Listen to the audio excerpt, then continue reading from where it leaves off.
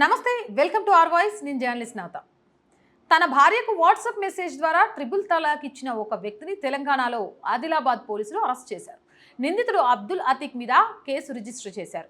ఆదిలాబాద్ మహిళా police station inspector G Srinivas కథనం ప్రకారం అబ్దుల్ అతీక్ అనే వ్యక్తి 2017లో జాస్మిన్ అనే యువతిని పెళ్లి చేసుకున్నాడు.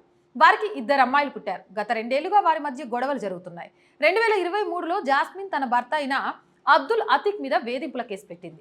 ఇంటి ఖర్చులకు డబ్బులు కావాలంటూ ఆమె కోర్టుకెక్కింది.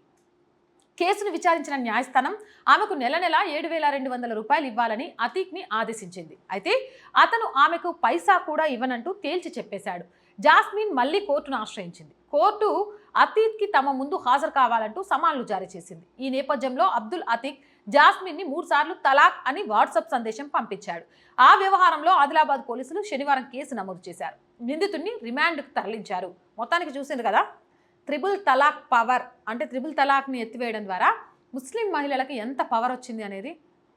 ఒక 2 ఆడపిల్లల్ని కన్నా ఒక ఆడపిల్లని వదిలించుకొని ఇంకో పెళ్లి చేసుకొని సుఖపడాలి అనుకుంటూ కనీసం ఆ పిల్లల బాధ్యత నాకు పుట్టినోళ్ళే అనే బాధ్యతారహితంగా వ్యవహరించే వీళ్ళు కోర్టు ఆర్డర్లను కూడా పట్టించుకోకుండా తమ చట్టాలు మాత్రమే తమ రూల్స్లో బ్రతికేద్దామనుకునే వీళ్ళు ఎందరో ఆడపిల్లల జీవితాలతో ఆడుకుంటుంటే త్రిబుల్ తలాక్ మెసేజ్ పెడితే ఈరోజు మోదీ ఇచ్చిన ధైర్యం ఆ మహిళ అడుగు ముందుకేసేలాగా చేసింది.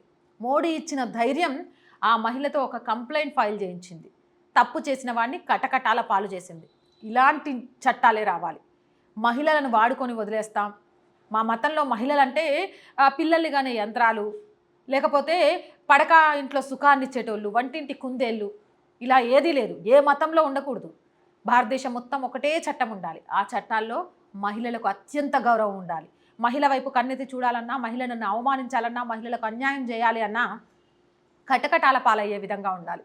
నిజంగా తెలంగాణలో మొట్టమొదటి కేసు ఫైల్ అయింది అని తెలిసిన తర్వాత చాలా ఆనందం అనిపించింది. చైతన్యం మొదలైంది. ఇప్పుడు చెప్పండి, ముస్లిమ్స్ మోదీకి వ్యతిరేకంగా ఉంటారా, లేకపోతే ఆడపిల్లల్ని కన్నా ముస్లిం తల్లిదండ్రులంతా త్రిబుల్ తలాక్ బారితోటి జీవితాలు అన్యాయమైన ఆడవాళ్ళంతా మోడీకి మద్దతు ఇస్తారా అనేది.